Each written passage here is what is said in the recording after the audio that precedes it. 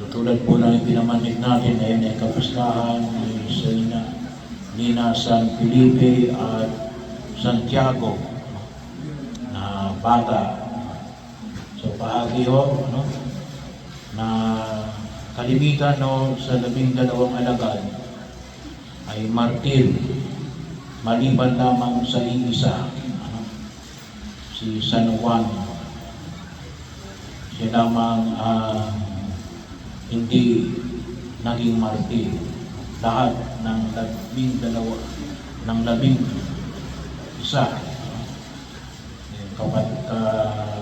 kapalit ni Judas ay martir din.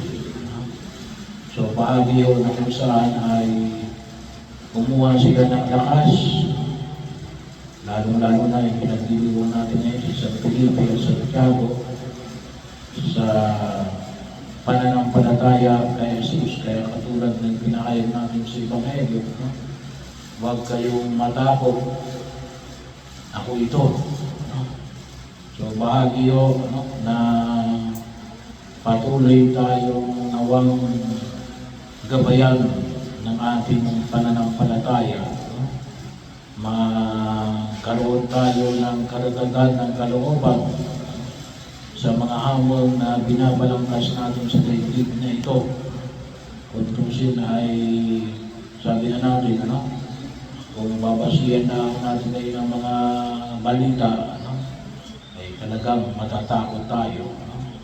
Hindi kaya kahit na sa pang-araw-araw natin pamumuhay. Pero huwag natin kalimutan na nais ng Diyos na bigyan tayo ng lakas.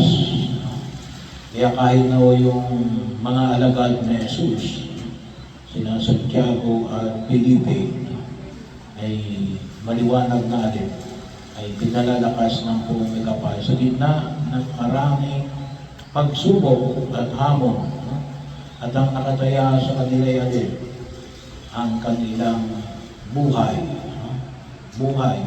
ang puhunan para sa pagpapalaganap ng mabuting balita ng pagliligtas ng Diyos. Lalong-lalo na yung unang 3 siglo ng ating pananampalataya.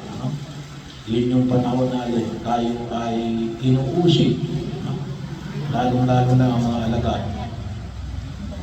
Kaya ito naman yung bahagi ng pagkilos natin na patatalin tayo sa ating pananalig, lalong-lalo na sa panahon na kasalukuyang hamon. Kaya napakahalaga yung panalangin.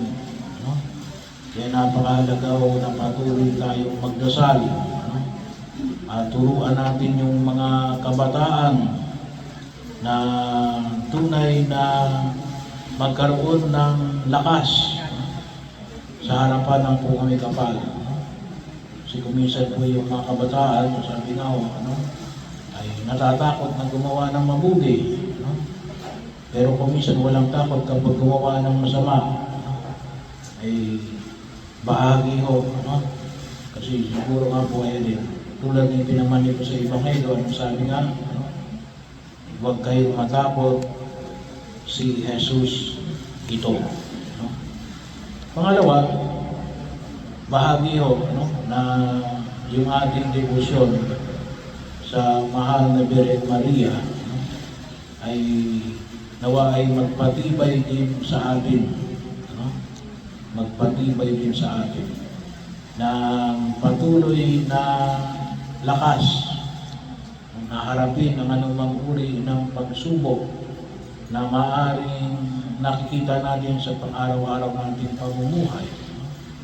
So, bagamat sabi nga natin mayroon tayong mga support system, nandiyan yung pamilya natin, pero alam natin na bahagi na nawa makita natin lalong-lalo na yung ating debosyon sa mga banal, kay Santiago, kay Felipe, sa mahal na Birhen Maria, ay nawa ay magbigay sa atin ng tunay na direksyon, no? Na makita natin at mapalago natin yung ating pananampalataya. Ano? Kasi isa ho sa matinding hamon ng kasalukuyang panahon ngayon, yung tayo ay takutin. No? Takutin. Maraming pananakot, no? Na nakikita natin sa daigdig na ito.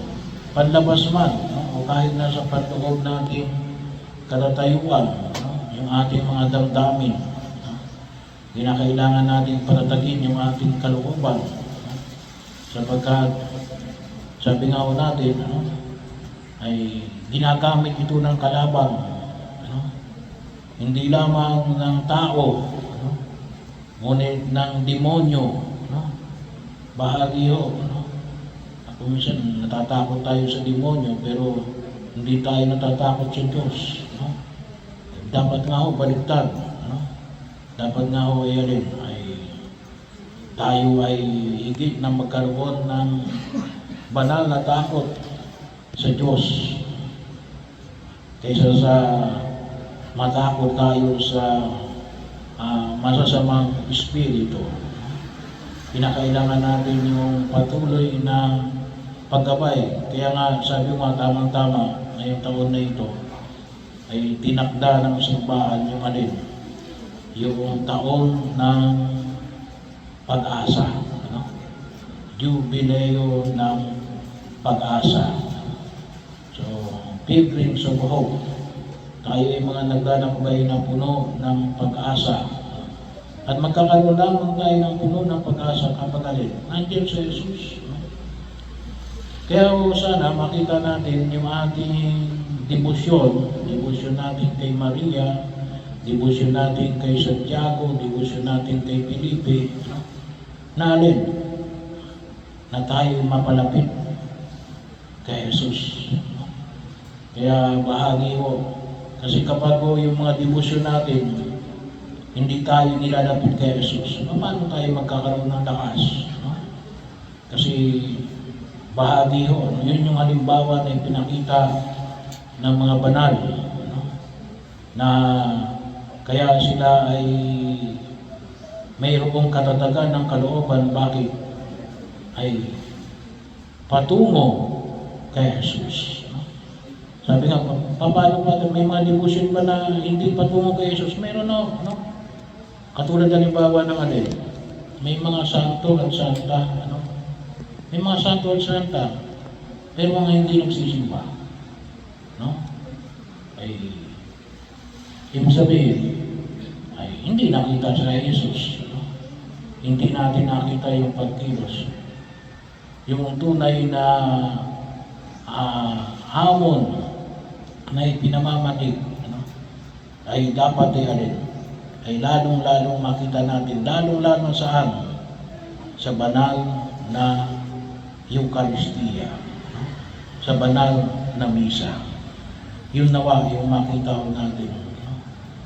Kaya nga sabi ko, maganda yung image ng alin, ng salubong, ano?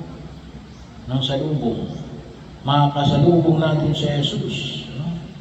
Kasi doon tayo kukuha ng lakas, sa lahat ng pagkilos natin sa daigdig na ito.